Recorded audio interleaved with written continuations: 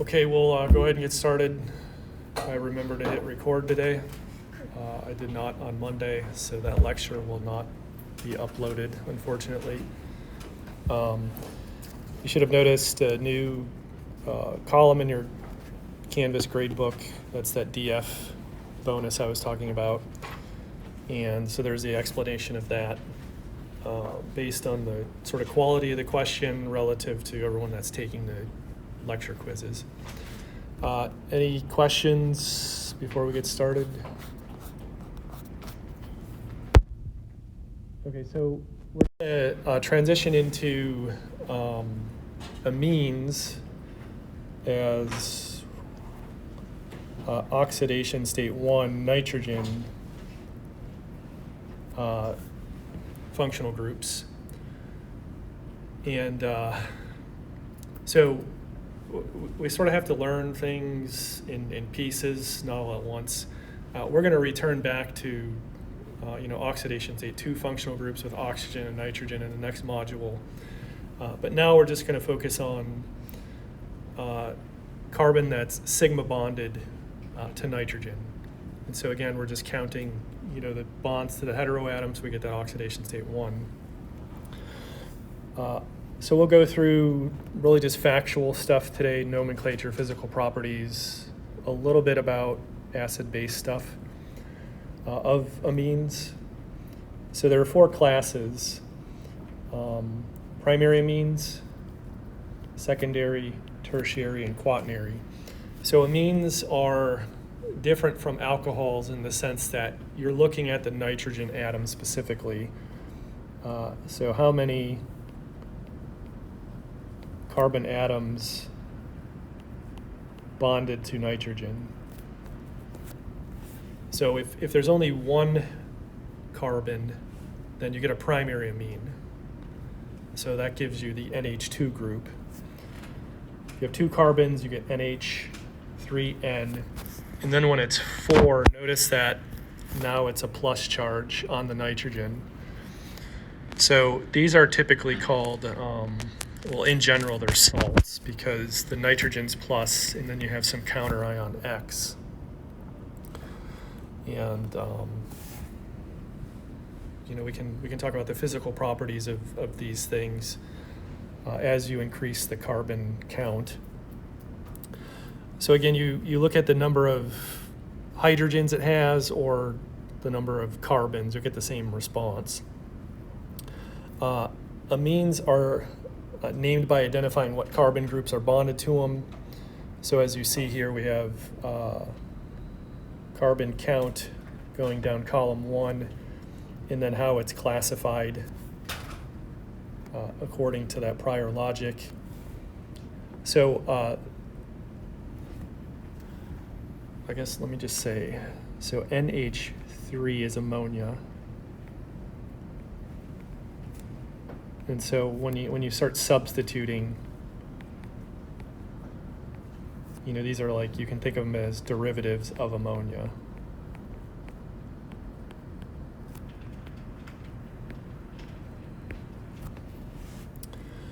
So if you substitute an H for a methyl, that gets you methylamine. So CH3NH2, and then you can see the molecular weights are all odd. And so that's important for mass spec. An odd number of nitrogens gives you an odd molecular weight. If you have an even number of nitrogens, you're going to get an even parent mass.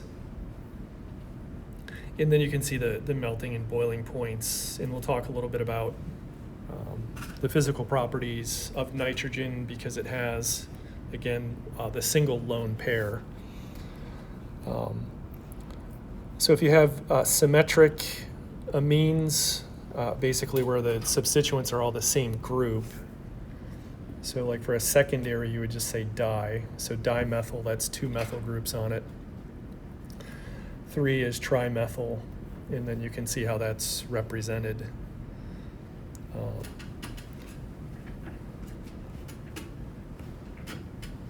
If you've watched Breaking Bad, Walter White hijacks a train tanker car full of methylamine. So methylamine, if you look at the boiling point, it's negative 6.3. And so what he was hijacking was methylamine in water, and that's how it's typically sold. So I can buy it. I don't think any of you can buy it because they're not going to send it to your dorm room. For things like that, you have to sign like a DEA form that states you're not going to do anything illicit with it. So that just highlights, the physical properties. It's sold as a solution in water, and that tells you, so CH3NH2.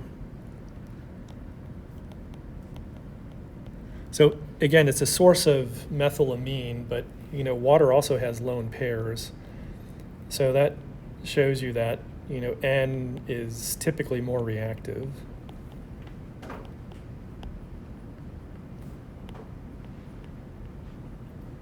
Than oxygen. So that's how you can do reactions with it without the water interfering. And so if I can highlight as well these tertiary cases, so with the star, these are common amine bases. So remember that the job of a base is to abstract hydrogens. And you're familiar with like sodium hydroxide, sodium carbonate, those things as bases. Those are inorganic bases. So the issue there is they're not terribly soluble in organic solvents. So amine bases are typically used because everything's homogeneous then. And then we'll talk about basicity later on today.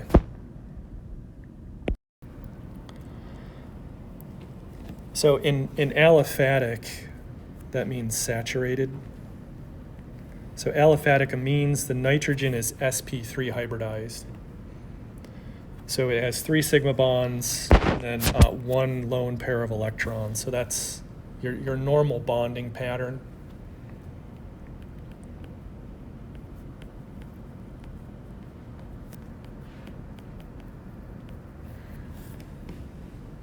And then we'll look at cases where, again, if you do a reaction with that lone pair and then you then form 4 bonds to the nitrogen, it gets a plus charge. If you have an NH group and you remove that, then the nitrogen can have a negative charge. So it's pretty versatile in its reactivity dependent upon the conditions of the reaction. So with being sp3, normally you're used to seeing carbon sp3, say that's tetrahedral. Since nitrogen only has 3 substituents and the lone pair, it's not described as tetrahedral, but rather trigonal pyramidal. So the trigonal is the 3 substituents.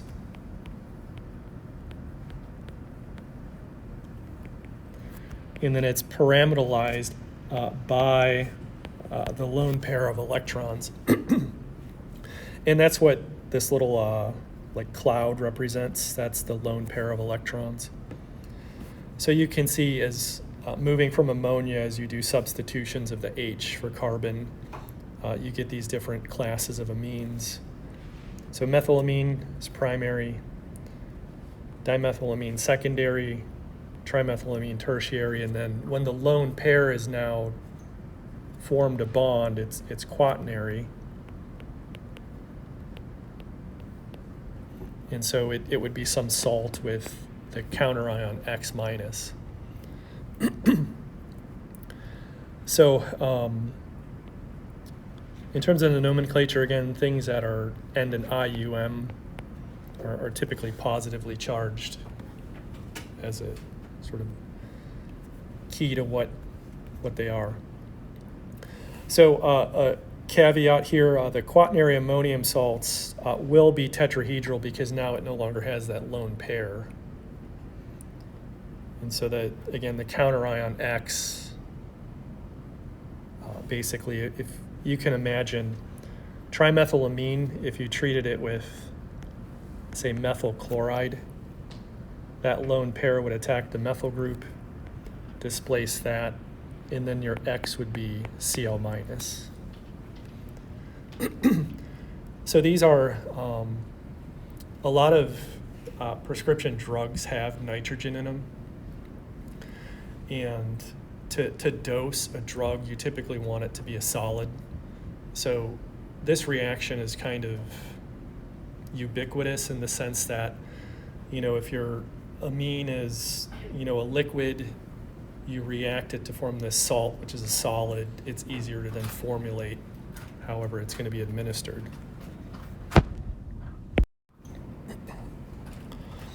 One thing that's unique to amines, not necessarily to alcohols, the amine nitrogen, if there's 3 different substituents, you can form enantiomers, but they're not detected at room temperature.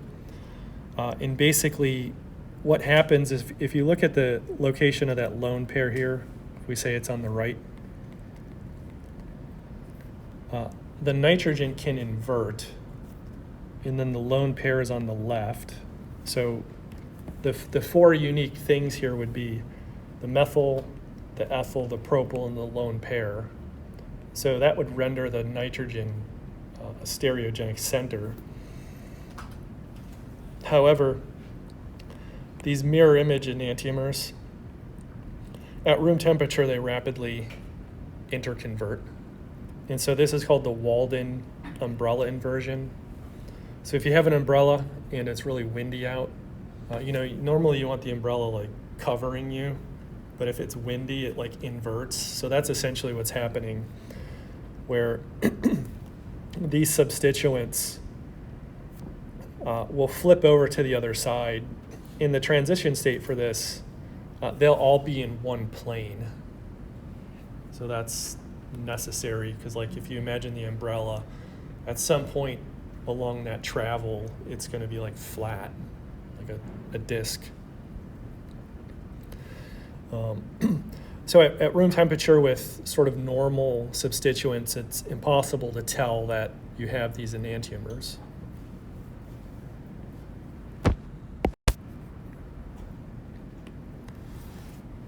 So nitrogen can be in a ring, and if it's in a ring, it necessarily has to be secondary because it then has to have 2 carbon substituents bonded to it. And so these are called heterocycles. So the cycle is the ring part, the hetero is the nitrogen part. And just as we saw with the oxygen heterocycles, here's a sampling of saturated nitrogen heterocycles, and by saturated I mean the atoms are sp3. So we'll see in a little bit you can have unsaturated nitrogen heterocycles as well. So the 3-membered ring is aziridine. The 4-membered ring is azetidine. 5 is pyrrolidine. 6 is piperidine.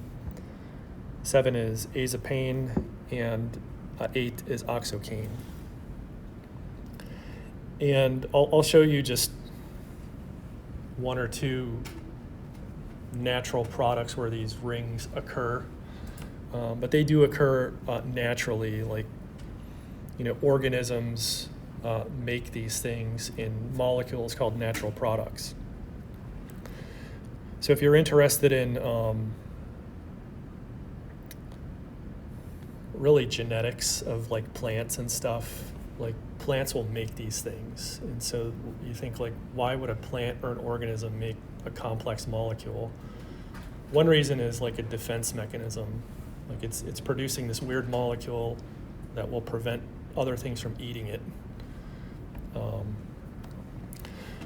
So one last fact here is That Walden inversion flipping is it happens much slower in rings because of now you've tied that nitrogen back into a ring, so that flipping is a lot slower.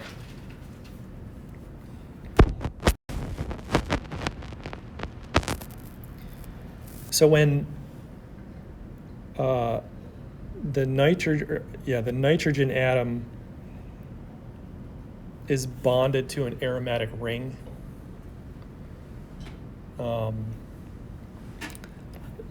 these are not heterocycles.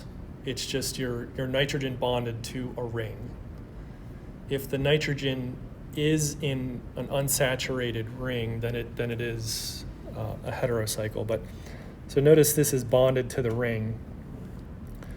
If you just have NH2 bonded to benzene, that's called aniline. And so there's a slide or two about the importance of aniline in how sort of chemical companies have evolved and served economies. Notice the nomenclature when we substitute H for CH3, because now we have two different substituents on nitrogen. The parent is still aniline, but now notice this N. It's italicized and it's saying that on the nitrogen there is a methyl group. And so that's when you start getting nitrogen with different substituents, that's one way they're named. If the other H is substituted, now we have two methyls. Notice there's two N's, N dimethyl aniline.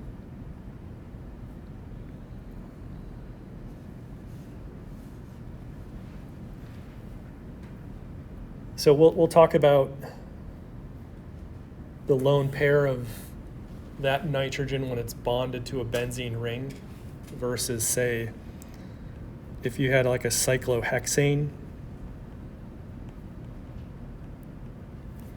that lone pair. So the carbon count's the same, but if you notice the hybridization of the carbon of which the nitrogen is bonded, that affects the availability of that lone pair to do reactions. So it's a concept that you've seen already. This is resonance. And we'll talk about how the cyclohexylamine is more reactive at nitrogen than the aniline. So in the table here, you can see the different classes: primary, secondary, tertiary. Again, the molecular weights are all odd. And then notice these boiling points are super high. And we'll talk about why that is relative to the other lower molecular weight amines. So now if we shove the nitrogen atom into the ring, so now it's no longer bonded to a ring, it's in the ring. These are aromatic heterocycles. And we talked in Module 1 about what makes something aromatic, Huckel's rule and then these Frost circles. So the 5-membered ring is called pyrrole. The 6-membered ring is pyridine. And then in quinoline, what you're doing is taking pyridine and you're appending on another aromatic ring. So isoquinoline is a constitutional isomer where you're just migrating the nitrogen atom. So notice this last sentence here. It says the nitrogen atoms are sp2 hybridized. But the location of the lone pair of electrons is different. So see, this atom, it's pretty clear that that's sp2 because you see the pi bond to nitrogen.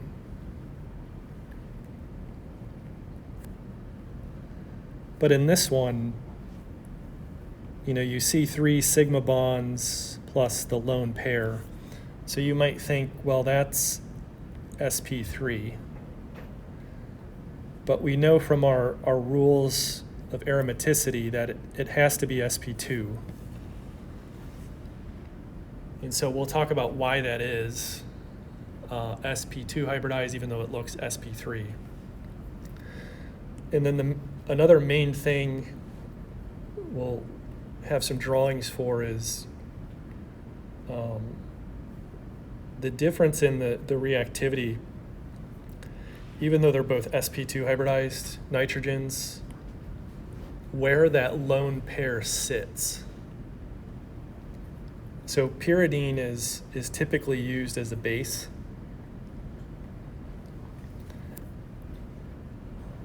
But pyrrole is not a base. And so we want to understand, these subtle differences in nitrogen hybridization, lone pair location. If you go on to biochem, we'll talk a little bit about amino acids in this course, but in biochem, there's an amino acid called histidine, and that has, it's not pyrrole, but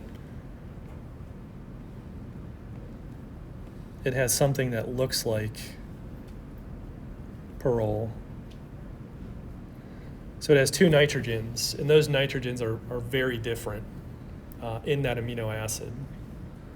And it's crucial that you understand that difference in how, when amino acids get put into enzymes, how hydrogen bonding can occur with those different nitrogens.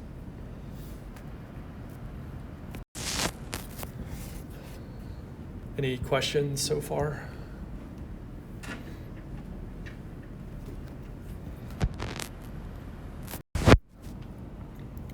So what is the impact of the NH2 or NH group on the physical properties of a molecule? So remember that for hydrogen bond donors, it's either OH or NH for the most part. And so the acceptor is the lone pair. So primary and secondary amines are both donors and acceptors. Tertiary amines lack the NH, so they can only be acceptors. And again, the bond energy for a hydrogen bond is about 20 kilojoules per mole. And it's what we call an NCI, which is a non-covalent interaction. And if you do go into biochemistry, you're taking away from organic, this knowledge of polar covalent bonds. But what really becomes important are hydrogen bonding and non-covalent interactions for how, like, large molecules like peptides or DNA form the structures that they do. So low molecular weight amines tend to be miscible, so soluble in water. Again, that's this methylamine being pretty much infinitely soluble in water.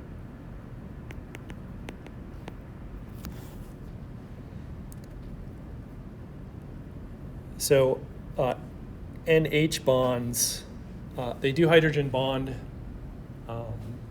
from one molecule to the next. And you see that in the IR. But the IR of amines looks very different from OH.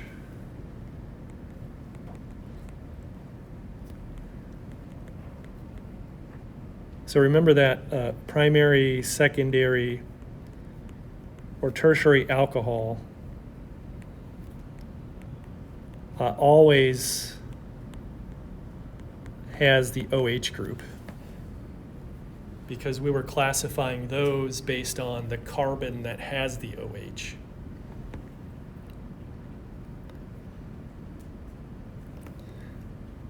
And then finally, the NH bond has a pK of about 35, so it's a weak acid.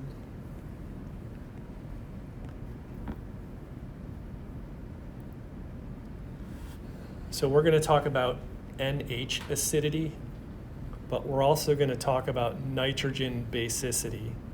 That's where you take an amine, you treat it with an acid to form a salt. And so that we have to sort of think maybe backwards in a way, because the way it's normally presented is as a pKa, even though we're talking about basicity.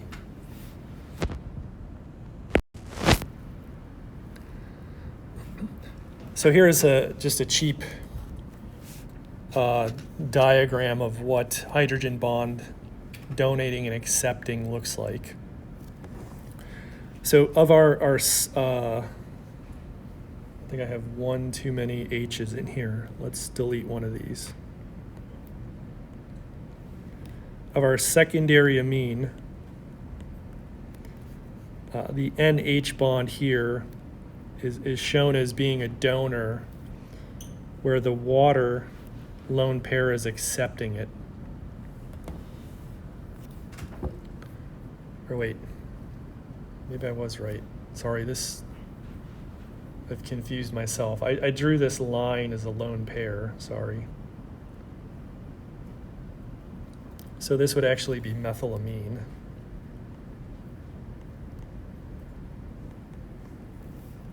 So the lone pair of the nitrogen is here. Ignore that stupid line. And so what that lone pair is doing is accepting a hydrogen bond from the water.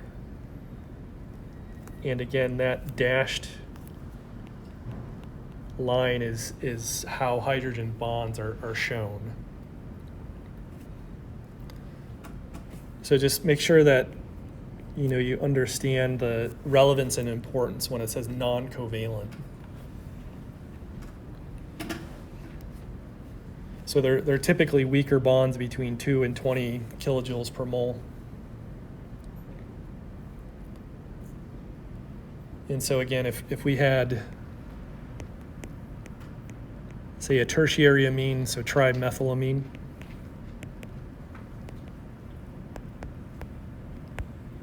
that can only act as an acceptor.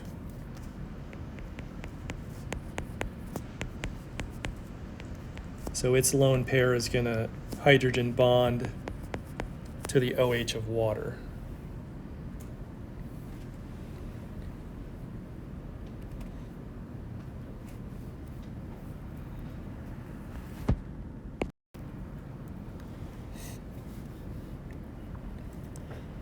So for the primary amines, again, those have an NH2 group. And so how do we know that it's in there? The IR will have a unique look to it, where in the 3,500 to 3,000 region, you'll see sort of a doublet, a broad doublet looking thing. Again, that looks very different from an OH stretch of an alcohol. And remember that OH stretch of an acid, carboxylic acid, looks different from an alcohol as well. The mass spec will have an odd mass for an odd number of nitrogens. And proton and carbon NMR, those are yellow because they're not terribly indicative of a nitrogen atom being present.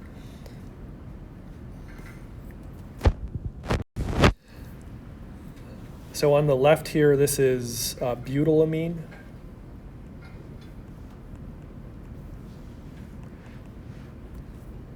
And again, see this Aldrich A here?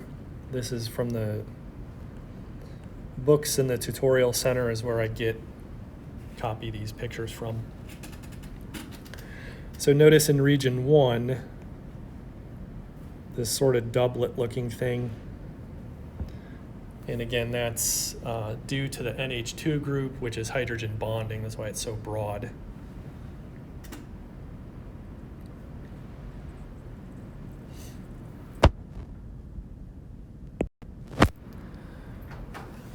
The secondary amine shown on the right here is dibutylamine. So notice it only has an NH, and then this is barely even a peak right over here, right? Just this little blip. So that's not terribly indicative to help you, justify with a lot of confidence that it's a secondary amine. And then the tertiary amines, since they don't have NH, you're not really going to see anything. So this is tributylamine.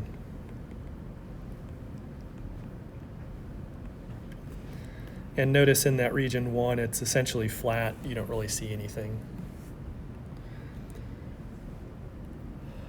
So really you have to, rely on the other analytical techniques to help you out in determining structure here.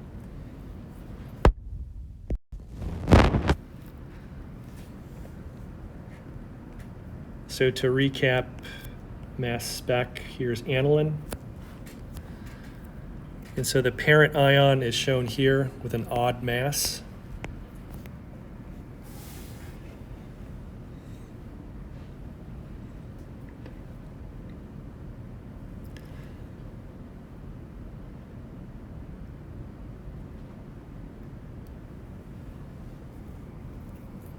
So let me just write parent. And just as a refresher, so this thing at, was it 66? That was called a daughter ion. So any fragment ion below the parent is called a daughter, and it basically results from the parent undergoing some other process to form that fragment. And if you're interested in forensics or pharmacology, those scientists typically use mass spectrometry quite a bit because there's computer software now that can analyze those fragments and tell you sort of how it's breaking apart. And what pharmaceutical companies do as well with mass spec is when you take a drug, it goes and does its thing, and then eventually your body's going to metabolize it, and that's typically done in the liver. That just starts putting oxygens wherever it can, and so then it goes to the kidneys because now it's more polar due to those oxygens, and so scientists will collect like urine and then analyze that for any drug metabolites. So you have your drug, hopefully it's coming out intact, but if it forms something else, that's called a metabolite. And so for any prescription drug, that process is pretty rigorous. I think the allowable limit is like 5%. You can't have any more than 5% of a metabolite being produced. Otherwise, then it has to be tested for like toxicity and things.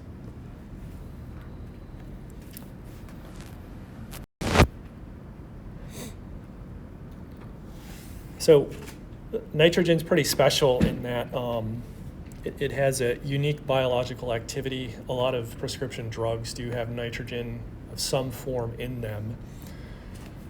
And those drugs typically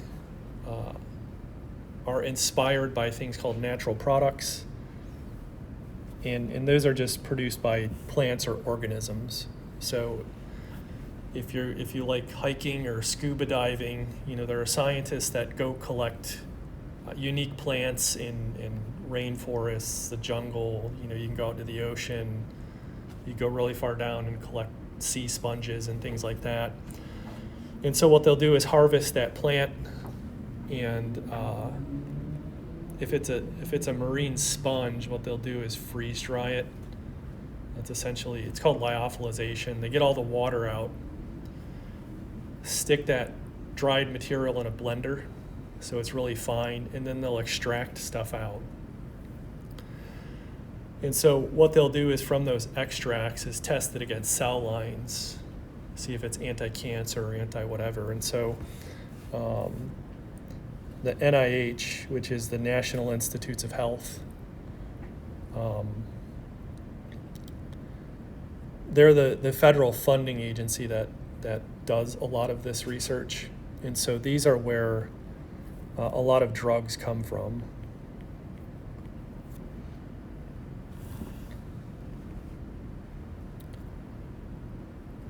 So synthetic prescription drugs are sort of based on, okay, this plant produced this molecule, has this activity. Can we make derivatives of that are more potent?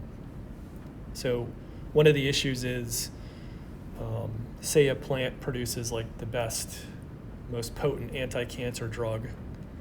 It would be bad to go harvest all of that plant and there would be no more left. And so that's why synthetic chemists come in and try to make it in the lab or make derivatives that are more potent. So natural products with nitrogen are called alkaloids. And back in the day, they used to be called bitter constituents. So before there was NMR, IR, what people would do is sort of just chomp on the leaf or whatever. And a lot of these things are bitter. When I got COVID back in July, the doctor prescribed a steroid. The steroid doesn't have nitrogen in it, but there's this thing, it was so bitter. And then, someone said, well, just drink it with milk to mitigate the bitterness, and that definitely helped. But like when I say bitter, I mean, it's like there's like a decay. It's like it takes like 30 minutes to an hour for the bitterness to like go away. So, back in the day, people would taste test. You wouldn't do that now because you value your health. So there are different classes of alkaloids, and one that's been known for a long time is called the tropane class. So tropane is this saturated heterocycle here. You can see it has 2 rings. There's a tertiary nitrogen to it. And, there's the IUPAC name, but it's known as tropane. So if you look at a derivative of it where you've done some substitutions here, so there's an ester. There's a different type of ester. This is called cocaine. So if you were so inclined to snort tropane, it probably wouldn't give you the same effect as cocaine. And that's interesting because, when you've substituted these H's off that skeleton for these different groups, again, these things don't form covalent bonds in your body. They're going to some receptor, it's eliciting some response, and then it's excreted. So like when they do drug testing, that's how they find these things, is it comes out in the urine or cheek swab or whatever. So the functional groups that you've learned, can have drastic impacts on the pharmacological effects of these molecules. Opioids are a class of alkaloids. So you've probably heard about these, and so their indication, they're painkillers. And so here's the morphine skeleton. Again, a tertiary amine. And so morphine has, that scaffold to it. It's isolated from this poppy plant. So where's maybe this one right here by this guy's hand. So I guess these things are kind of smaller, and then it looks small, but it's maybe smaller than like a softball, maybe like a baseball size pod. And so what they'll do is they'll cut that pod with a razor, and then like this latex, like Elmer's glue stuff comes out. They harvest that, and then you can extract the morphine from it. So I would presume these gents are in Afghanistan. The poppy plant needs a certain conditioned to grow, so it has to be sort of dry, arid. But it's morphine is an important substance for humans. If anyone watched Game of Thrones? Give them milk of the poppy. So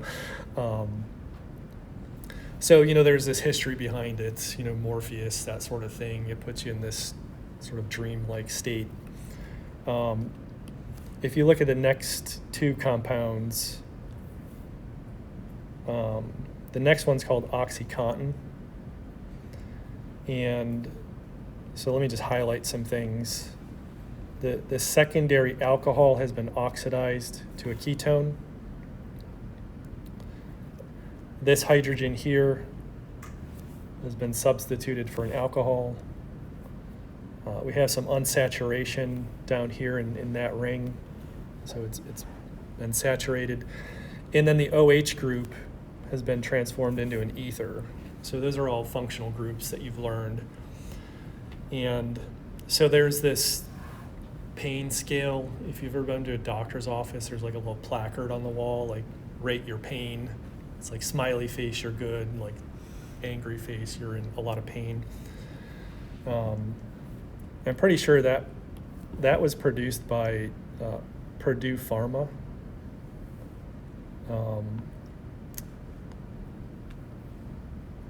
Forget the name of the series on Hulu relating to this opioid epidemic and how Purdue Pharma basically sort of pushed it to get doctors to prescribe more OxyContin. So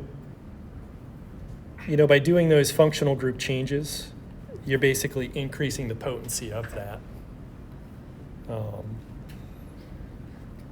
And then naloxone, which is sold as Narcan. So there's the, what do you call that thing? Sprayer? Something. Inhaler. Well, not inhaler. It's for the nose. Oh, like a spray? Yeah. So yeah, it's you.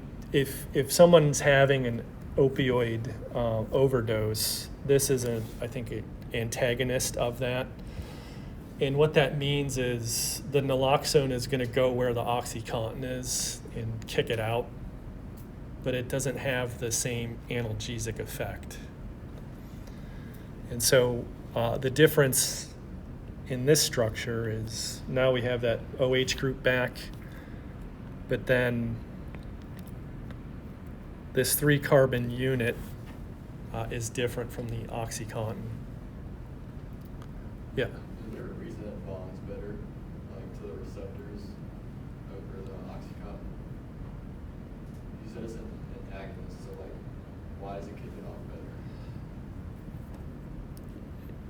I'm sure there's a better reason than what I'm going to explain, so I'll give you my cheap organic chemistry explanation. I mean, if you're looking at the difference between the ether and then the OH, so this is like a hydrogen bond donor acceptor.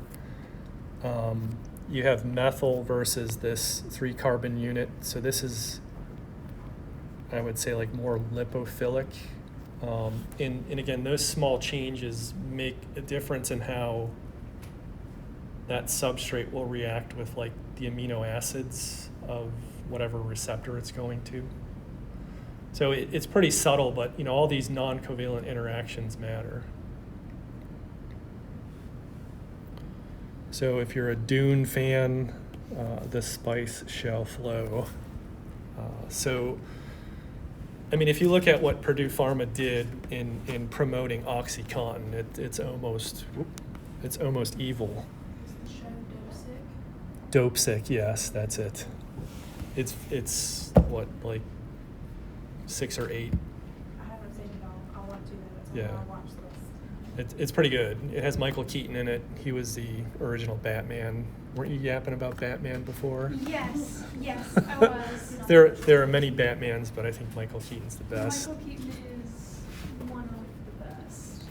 So he plays a doctor in like West Virginia, like the coal mine area, And so what Purdue Pharma sort of targeted these poorer areas. And the show follows this girl who works in the coal mine. She saves her friend, she gets her back hurt, goes to a doctor, and he starts prescribing this.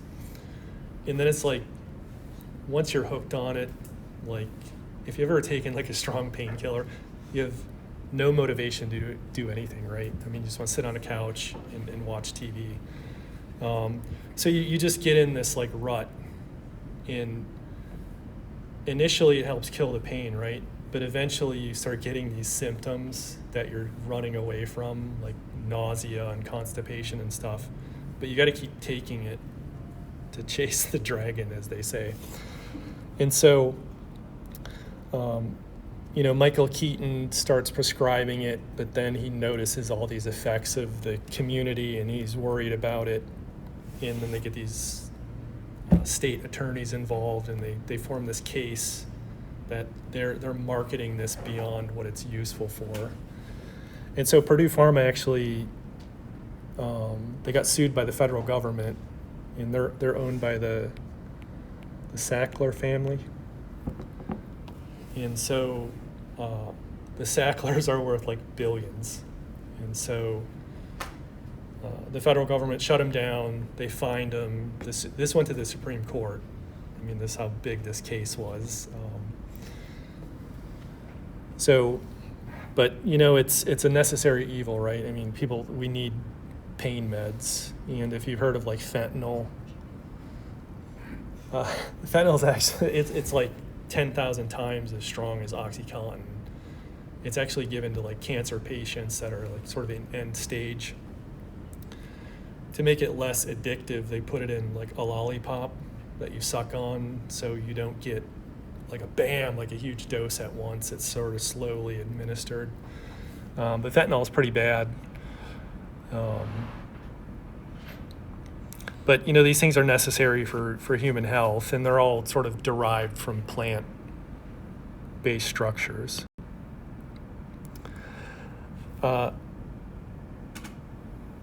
A tropane derivative called tropinone. The reason this was studied so much is, people wanted to learn, how does nature make these complex, multi-cyclic systems. And so Robinson was awarded the Nobel Prize in Chemistry in 1947 for this reaction shown. And what's special about it, it's one of the first let's see if I can spell this right, biomimetic.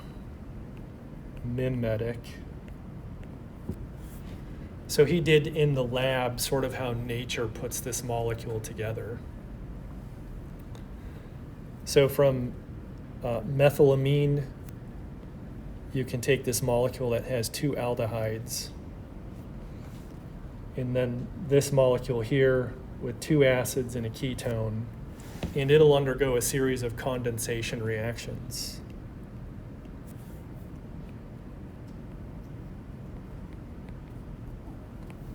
And so that basically means like loss of water. And we'll talk about how this happens probably more in the next module. But I mean, if you just look at tropinone and you're like, man, that's really, it's pretty complex, right? And so he thought of a way just breaking it down into these things like, okay, I have this on the shelf, this, mix them together, and they'll do these condensations to form that. Nature does this stuff a little bit different. We'll talk some of that this semester, but if you go into like, it's really genetics how this stuff happens, how nature makes these things. But it's done in a pretty specific way.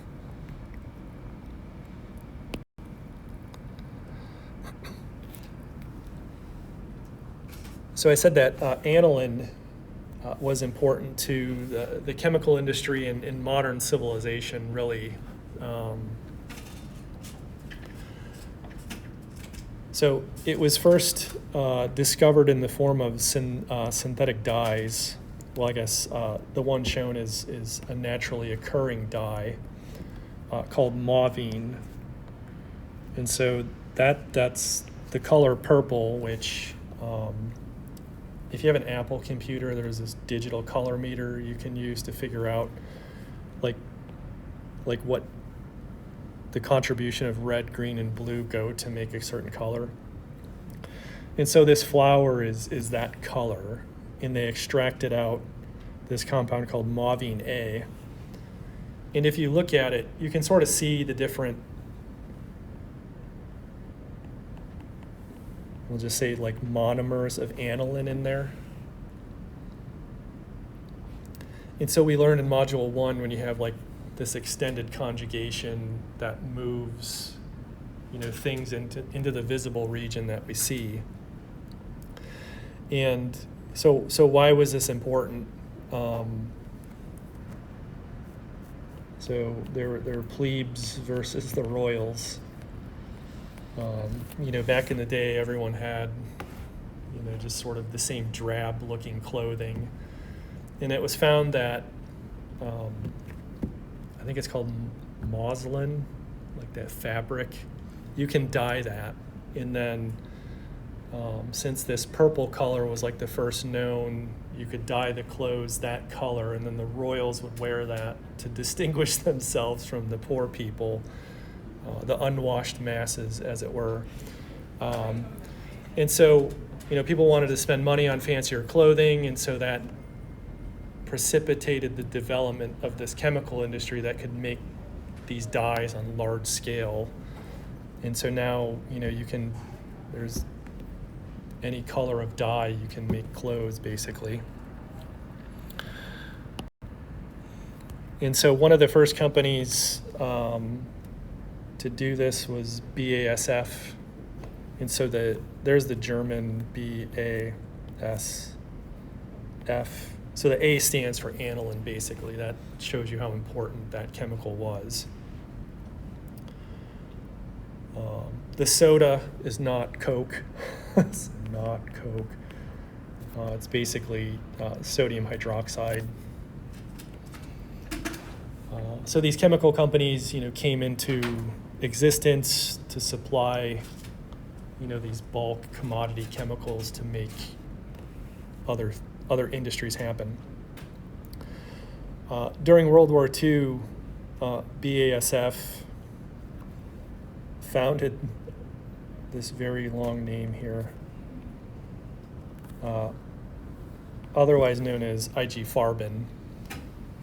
Is what's interesting is the word syndicate. Anytime you see that, it's like, man, that's bad, right? The Gotham Syndicate pushing drops. But IG Farben started to produce Zyklon B, which is essentially hydrogen cyanide, and that was used in the camps at Auschwitz to kill the Jewish people, like on large scale. But Zyklon B was originally produced as a pesticide. So, they would take this and crop dust with it to kill the insects that were chewing up the plants. And then they later found that it was good for, mass murder. So IG Farben was dissolved in 1945, but later reconstituted in 1952. So there's no escaping the evil empire, you know what I mean? Because even though they did bad stuff, the other stuff that they did, people still need, right? So things get sort of whitewashed through history, but the Zyklon B was, I saw a picture of it on the internet. You ever go to like Keith's gas station and you see those boiled peanuts, like those cans? So it would come in cans like that, basically. I mean, it's a lot of material.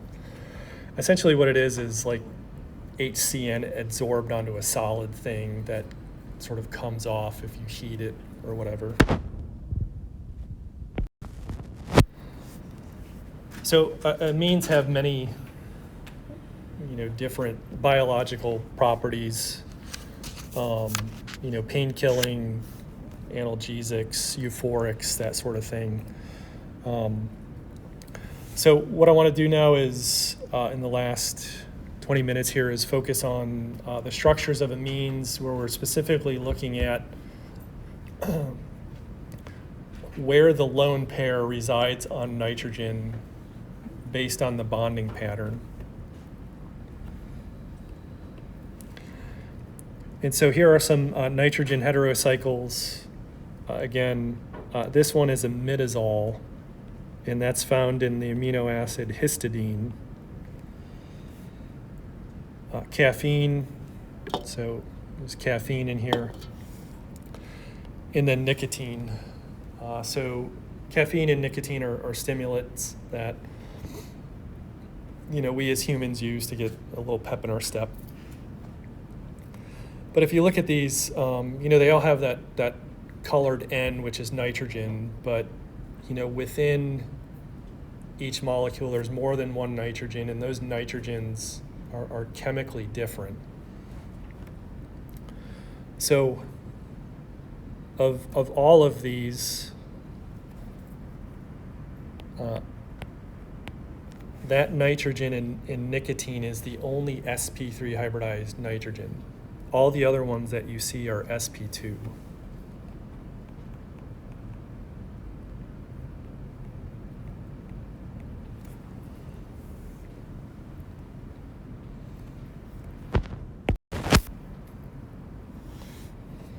So really what we want to understand on the orbital level is where that lone pair on the nitrogen is residing, and then can the lone pair act as a base or a nucleophile? Because that's important in determining reactivity. So here is pyrrole and pyridine, again, both aromatic heterocycles. Again, even though this nitrogen looks like it's sp3, it's not. And so what I've shown here in is this like red is a p orbital with that nitrogen lone pair. So the lone pair has to be in a p orbital for that compound to be aromatic.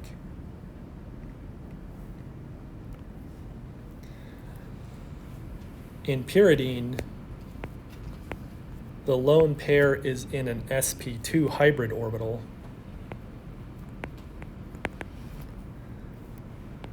So not part of the conjugated system.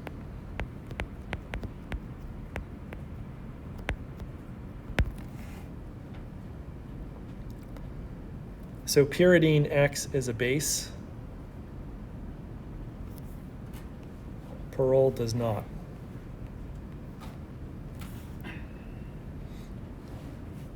So for example,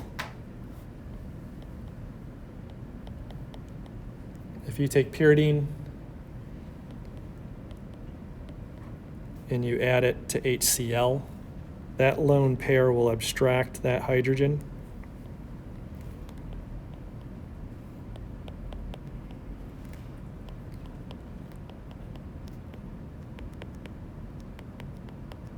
And so now you get a pyridinium salt.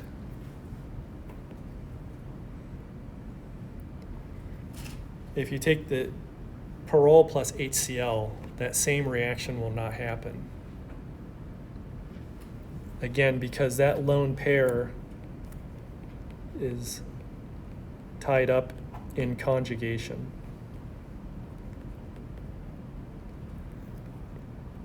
So again, it's really important that when you're looking at these different nitrogens, you understand what that bonding pattern is telling you.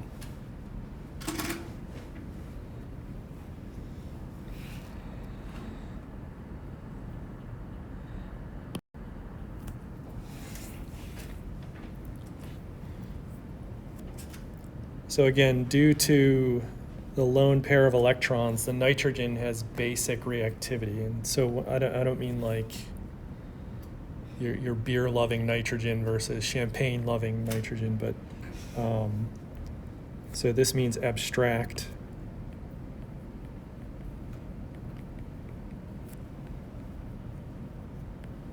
So basic means abstract H from an acid.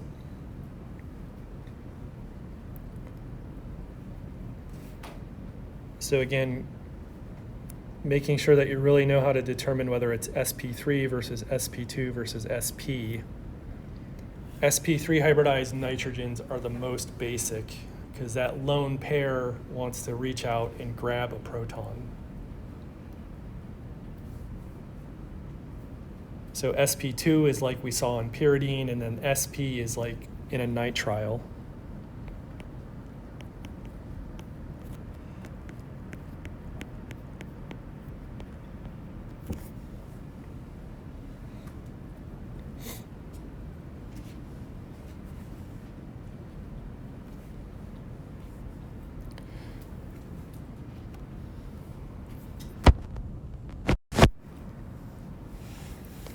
So this is where things get a little backwards if we're talking about basicity. So basicity is the ability to abstract a proton from an acid. And again, in reference, we're used to talking about acidity, where acids give up that proton. So we talk about pKa. So what's kind of confusing is that the basicity is normalized to a pKa scale.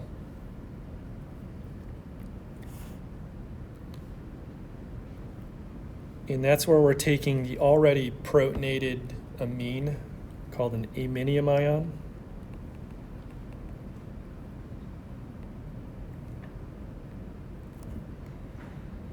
and you're reacting that with water. So water is going to be the base. So the iminium ion is the acid. So the water will abstract a hydrogen from that to give you your neutral amine plus hydronium.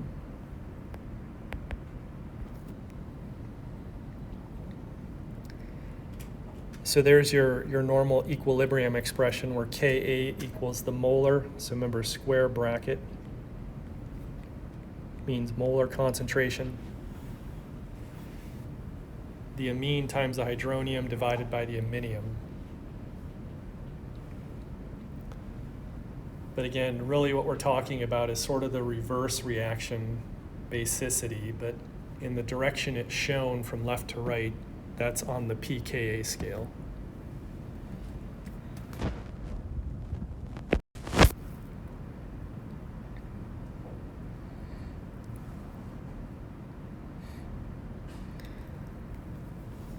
And so on the pKa scale, remember that the lower or even more negative,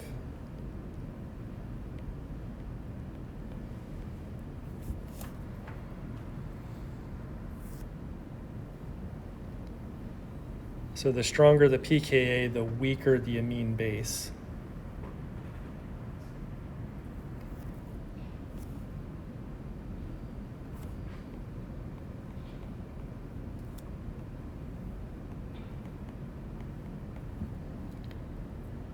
So in this forward direction where I have this nitrile,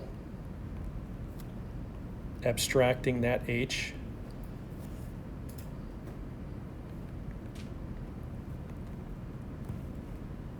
this number here, again, that's the pKa value. Since that's negative, about -10 is where we sort of learned was the most acidic. That's telling us that nitrogen here is the least basic.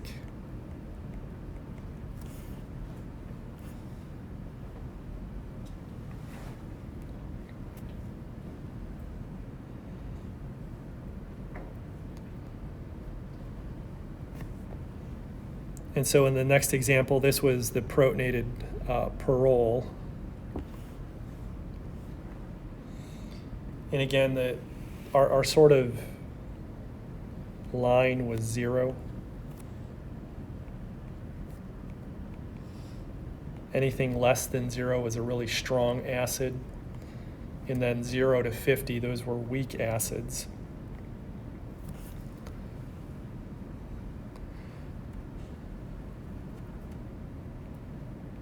So sp2, sp, and then we get into the sp3s.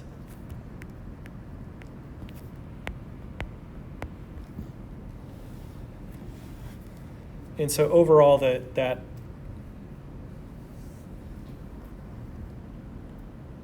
these sp3 species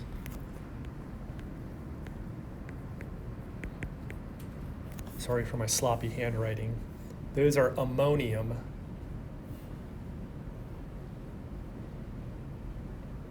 So there's ammonium, aminium, just keep in mind that difference.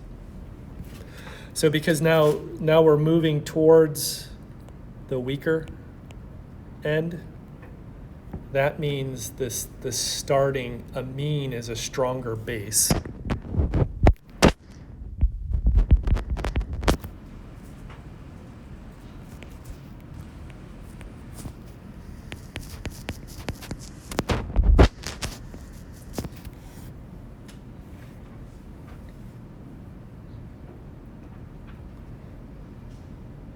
So with specifically regarding the sp3 hybridized nitrogens, tertiary amines are stronger than secondary amines, stronger than primary amines.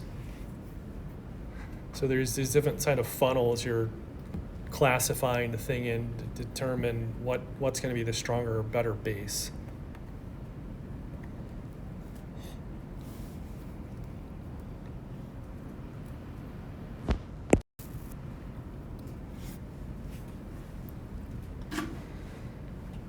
So here's imidazole with its 2 nitrogens, and the question is asking you, in what type of orbital does nitrogen 1 reside in versus 2 for the lone pair of electrons?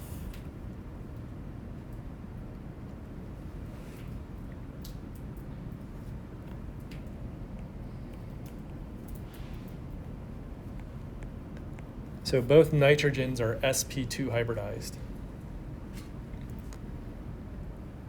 So nitrogen 1, what do you think the lone pair resides in? What type of orbital?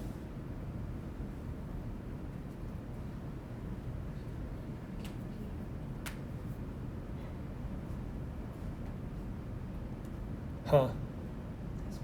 sp2.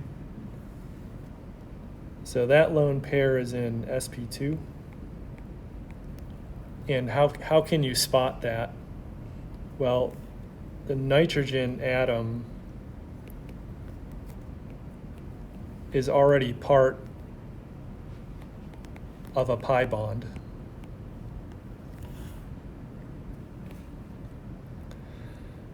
Now for nitrogen number 2, you don't see a pi bond to it.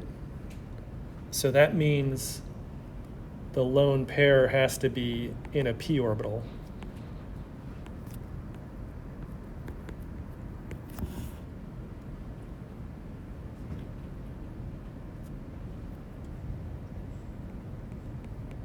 So of these, we'll say N1 is more basic.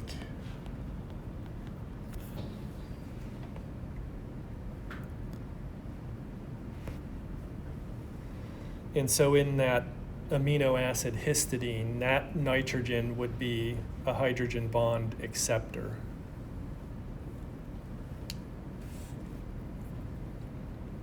So I'll just draw imidazole.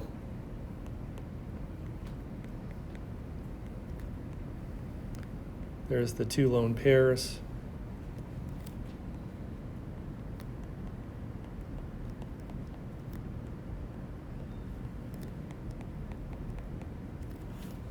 So that's the one that's going to do the hydrogen bonding.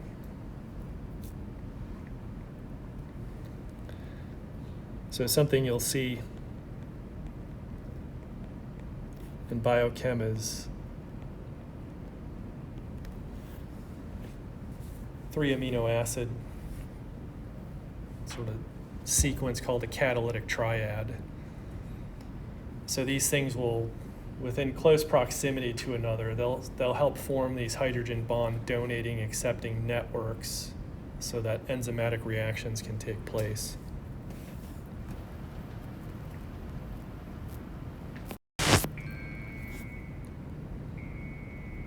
So 5 minutes. So we said nitrogen atom 1 is more basic due to LP in the sp2 hybrid orbital.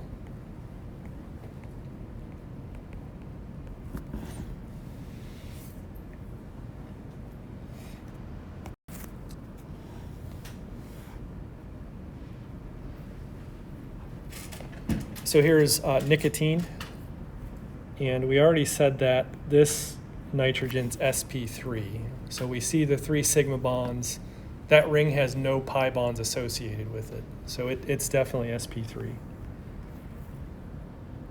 This nitrogen is part of a pi bond system in a ring, so that's sp2.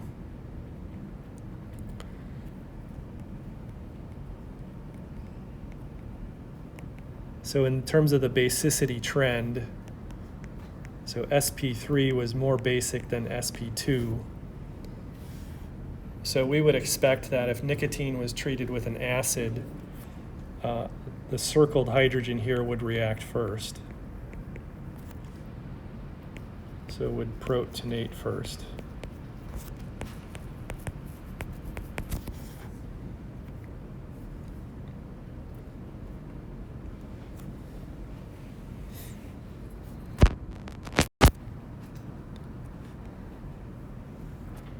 So the heterocycle again is called pyridine.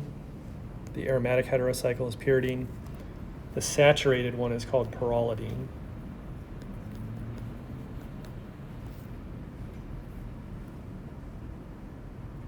So the pyrrolidine nitrogen would react first. It's more basic. Again, here's histidine. That amino acid.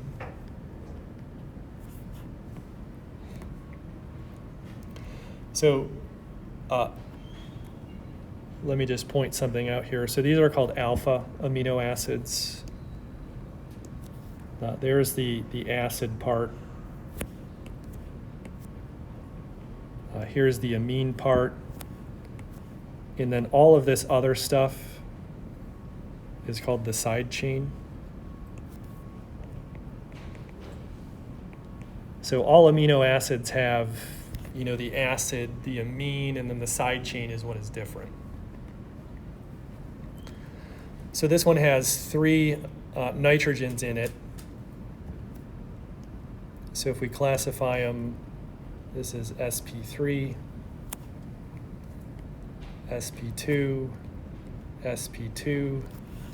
So the most basic one is going to be the NH2 group. That's going to be the most basic amine nitrogen in histidine.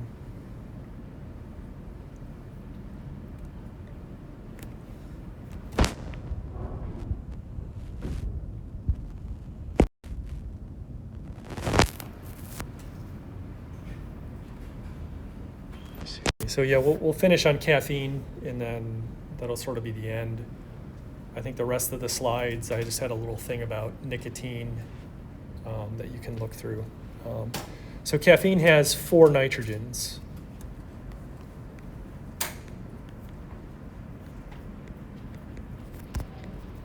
All are sp2 hybridized.